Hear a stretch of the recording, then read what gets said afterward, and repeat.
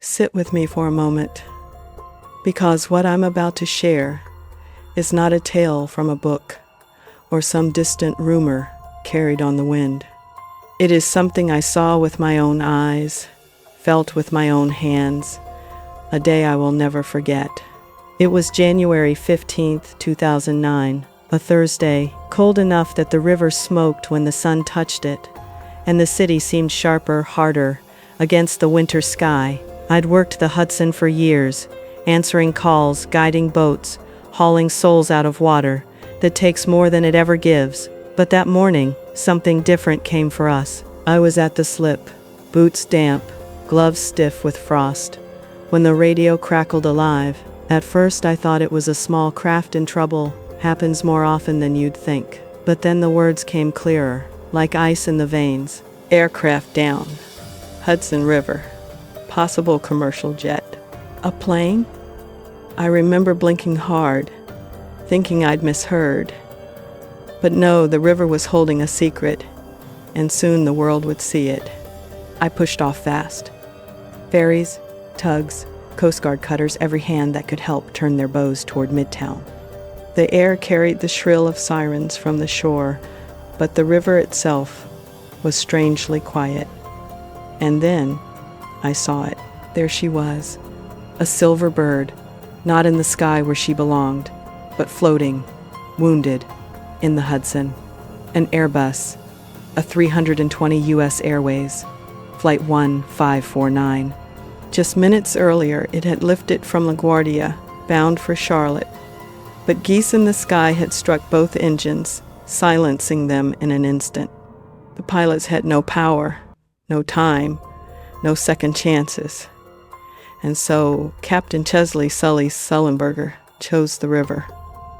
And by God, it worked. When we reached her, I could see people standing on the wings, men and women, soaked in fear, smoke, and icy spray. Some clung to the escape rafts, others to one another. Their breath rose like ghosts in the cold air.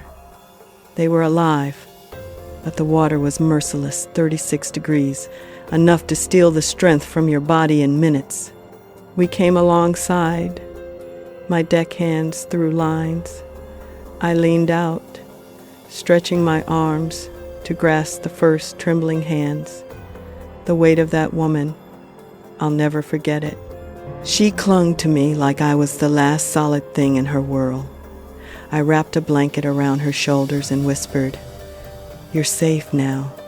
You're safe." And then came the next, and the next. Men in business suits, women in travel clothes, young and old alike, each one with that same stunned look, as if they'd been born anew and weren't sure yet how to live. I saw a man laughing through tears, clutching his briefcase like it was an anchor. I saw a mother holding her child so tight I thought she'd never let go.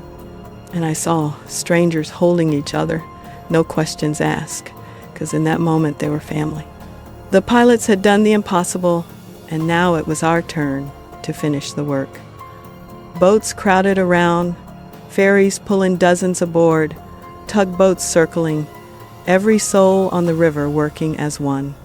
No panic, no hesitation, just hands reaching, blankets wrapping, paramedics waiting on the shore.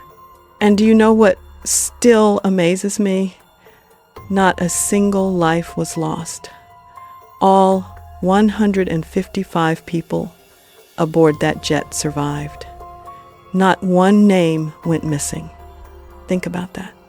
In a city that had seen its share of sorrow, here was a day where the river gave back what it could have taken.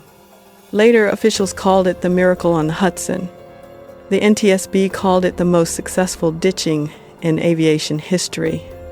But for me, it was a reminder of something I've known my whole life. A miracle isn't always lightning from the heavens. Sometimes it's steady hands on a wheel. Sometimes it's a decision made in seconds. And sometimes it's 100 strangers pulling together on a cold January morning. I went home late that night, boots still wet, clothes still smelling of river water and jet fuel. I sat down, closed my eyes, and all I could see were the faces of those passengers, pale, shaking, but alive. And I thought, this is why we answer the call. This is why we keep the boats ready, the radios on, the ropes coiled. Because someday, someone will need us. And when that day comes, we go. People call it a miracle. I call it a moment when humanity showed its best face, when the river for once chose mercy. And I'll carry that day with me, always, as proof that sometimes, against all odds, everyone makes it home.